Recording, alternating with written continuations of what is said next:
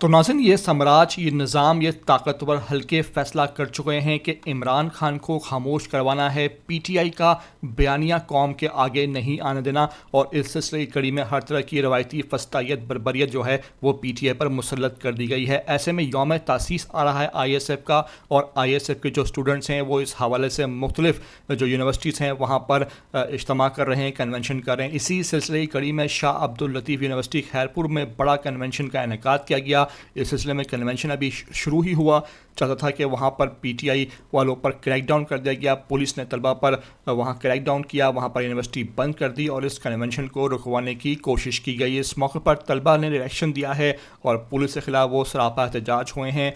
Police और तलबा आमने सामने आ गए हैं, यूनिवर्सिटी बंद कर दी गई है, गेट के बाहर धरना दे दिया गया है और इसलिए में तलबा बाज़िद हैं कि वो कन्वेंशन यहाँ करके रहेंगे। अगर दूसरे सूबों में कन्वेंशन हो सकते हैं तो यहाँ क्यों नहीं हो सकता। इस सिलसिले में सिंध में जो है वो भरपूर एहतजाज पीटीआई करती आई है। जो हलीम आदिल शेख हैं वो रवा हैं इस तहरीक के, कराची हो, सिंध हो, और अब तलबा भी शाना बशाना इस तहरीक में खड़े होते दिखाई दे रहे हैं और यूनिवर्सिटियों में अब भरपूर एहतजाज देखा जा रहा है। आप देख सकते हैं कि पुलिस और पीटीआई आमने सामने है। इस मौके पर तलबा बाज़िद हैं कि वो हर सूरत कन्वेंशन करके रहेंगे। मेरी आपसे रिक्वेस्ट है कि इस वीडियो को आखिर तक देख लें। पहली बार आए हैं ETV 247 उर्दू पर तो लाजमी से आप सब्सक्राइब करें, लाइक करें, शेयर करें और कमेंट करके मुझे अपनी कीमती आरा से लाजमी आगाह ज़रूर कर दिया करें।